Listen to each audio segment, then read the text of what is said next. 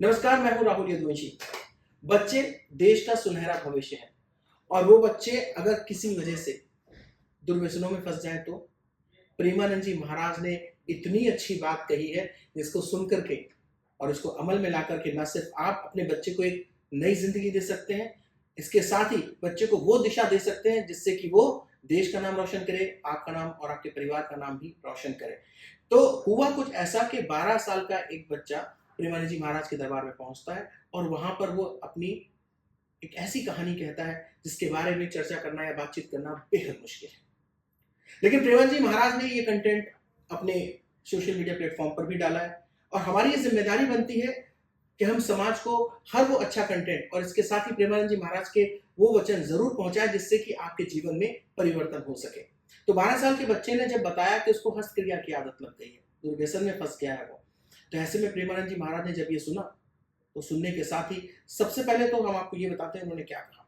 प्रेमानंद जी महाराज ने कहा कि ये बेहद गलत है और ये नहीं करना चाहिए। आजकल की जो भागदौड़ भरी जिंदगी है, ऐसे में लोग सोशल मीडिया प्लेटफॉर्म पर अलग अलग तरह के कंटेंट देखते हैं और मोबाइल से ये कंटेंट इजिली अवेलेबल हो जाता है। तो ऐसे में इस तरह के कंटेंट को बिल्कुल भी ना देखें। दूसरी बात, उन्होंने पेरेंट्स को समझाने की कोशिश की कि अगर आपको लगता है या आपको महसूस होता है या आप ऐसा फील कर पाते हैं कि आपका बच्चा किसी वजह से दुर्व्यसन की ओर जा रहा है, तो बैठिए, उसके साथ बात कीजिए, उसको समझाइए, नहीं तो वो भविष्य में डिप्रेशन में आ जाएगा। प्रेमानंद जी महाराज ने इन सारी बातों को कहते हुए कुछ बातें उदाहरण के तौर पर भी समझाई, वो भी मैं आपको बताऊंगा। प्रेमानंद जी महाराज ने कहा कि वक्त से पहले कोई चीज परिपक्व नहीं होती है और अगर वक्त से पहले चीज परिपक्व नहीं होती है और उसको हम खराब कर देंगे तो आने वाला भविष्य भी खराब हो जाएगा। प्रेमानंद जी महाराज ने एक उदाहरण देते हुए समझाया कि अगर गेहूं की फसल जो बाली निकलती है उसको अगर कच्ची तोड़ दी जाएगी तो उसमें दाना निकलेगा नहीं या दाना नाम मात्र का निकलेगा और उसके साथ ही जो भूस निकलता है वो भी नहीं निकल पाएगा। तो यहाँ पर प्रेमानंद जी महाराज ने ये समझाने की कोशिश की कि अपरिपक्व चीजों को परिपक्व होने देना चाहिए और परिपक्व जब हो जाएगा तो वो निश्चित तौर पर सभी के काम आएगा।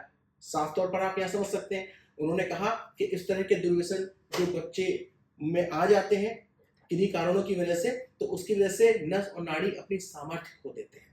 क्यों? क्योंकि वो परिपक्व नहीं है। इसके साथ ही उन्होंने ये भी बताया कि जो सीमेंट होता है वो एक नव सृजन का काम करता है, नव निर्माण का काम करता है, लेकिन वो भी अपरिपक्व होता है 18 साल से उम्र से पहले पहले।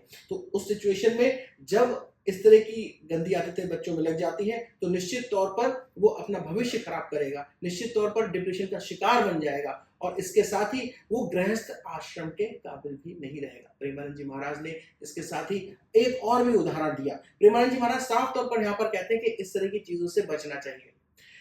आपको ये भी बताता हूँ कि प्रेमानंद जी महाराज ने जब इस पर चर्चा की तो वहां पर कुछ बातें और भी सामने निकल करके आई।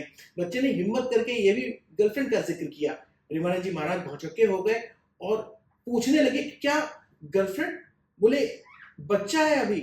लेकिन साथ ही में आपको ये भी बता दें कि प्रेमानंद जी महाराज ने इस बात पर भी सहमति जताई कि अगर कोई बच्चा इस तरह से पूछ रहा है तो निश्चित तौर पर जो वहां प्रेमानंद जी के वचन है, प्रेमानंद जी के जो प्रवचन है, जिस तरह से वो नाम जप की सलाह देते हैं, तो समाज में वो संदेश जा रहा है। तो समाज में जब ये संदेश जा रहा है तो ऐसे में उस बच्चे ने इस बात को सोचा कि क्यों ना प्रेमानंद जी महाराज से सानिध्य लिया जाए, उनका आशीर्वाद दिया जाए और उनके वचनों को मानकर अपने जीवन में सुधार किया जाए।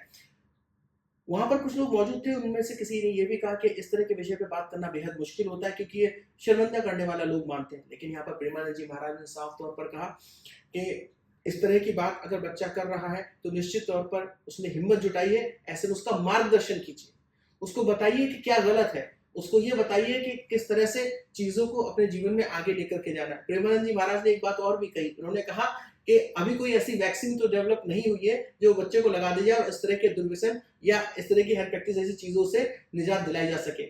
इनसे निजात दिलाने का एक अच्छा तरीका ये हो सकता है कि बच्चा जो है वो पढ़ाई में मन लगाए, इसके साथ ही नाम जप करे, साथ ही उन्होंने एक्सरसाइज की सलाह भी दी। उन्होंने बच्चे से कहा कि आप दौड़ सकते हैं, इसके साथ अपने शरीर को मजबूत बना सकते हैं। ये उम्र शरीर को मजबूत बनाने की है, ये मन को मजबूत बनाने की है, बुद्धि को परिपक्व करने की है, शरीर को परिपक्व करने की है।